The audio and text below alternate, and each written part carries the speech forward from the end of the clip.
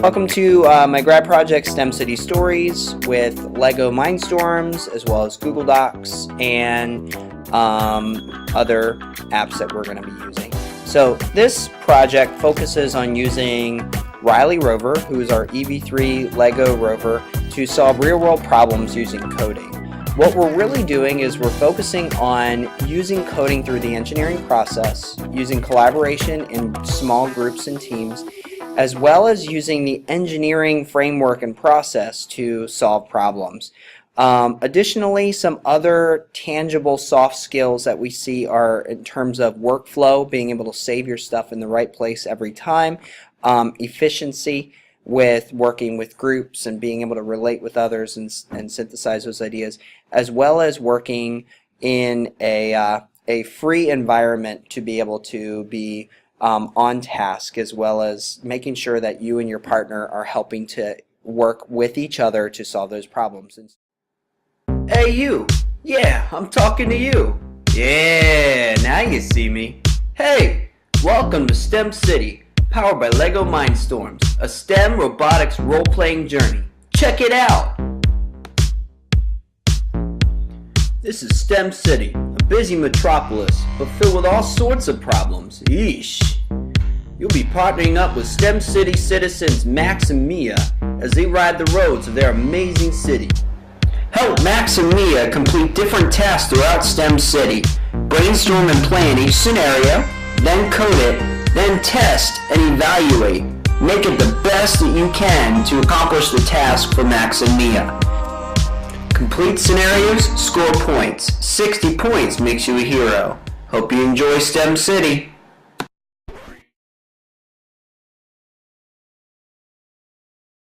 Welcome to STEM. Today we're going to be looking at how do we set up our program so that we can start our STEM City tour. You go to File in our EV3 LEGO Mindstorms program. What you're going to do is you're going to go to New Project, click Program, click Open.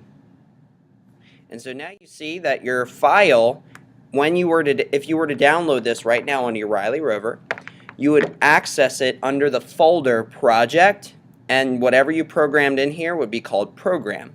We don't like it like this because that's the default, and it will be saved over by another 6th grade student that's using the same one in the next class tomorrow.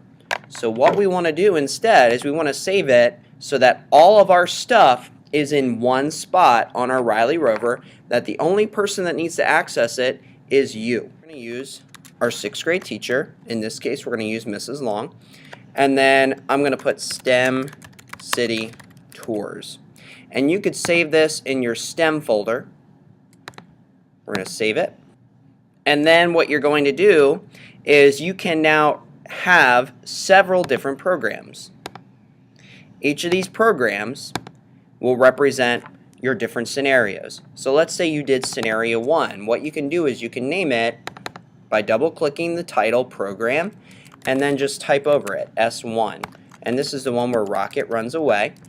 So I'm going to name it S1 Rocket. Now, whatever I program in here, I can just drag it in that spot, and then this is all saved by pressing Command S. It'll save its updated edition in S1 Rocket. When I press the download button, it will download the folder Long STEM City Tours, and it will have 3 programs, S1 Rocket, Program 2, and Program 3. So those are the ways we're going to make sure that your stuff stays with you and no one else is playing with your scenarios. One of the biggest issues with STEM City Stories is the ability to take a distance in centimeters and convert it to rotations in the programming. So in our problem to find the number of rotations for our distance, the answer to identifying this lies in understanding what is doing the moving, the wheels. If you can figure out the distance of one rotation, one can simply divide the distance by that to find out how many total rotations you traveled. You're taking a big number and breaking it down into groups, which are our rotations of the wheel. That is essentially a division problem. So, how do I find out the distance around a circle? The distance is called circumference. To find the circumference, you need a circle's diameter, the length across the circle with the center as its midpoint. And we multiply it by the unit ratio pi, which equals 3.14. This will give us the length of one rotation, its circumference. Now, back to our problem.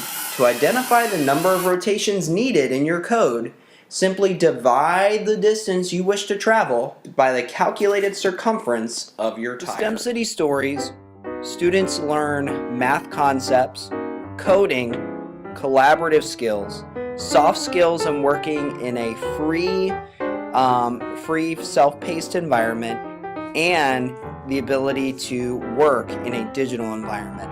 STEMcity Stories helps prepare kids for the 21st century for jobs that don't even exist yet when they get out the door.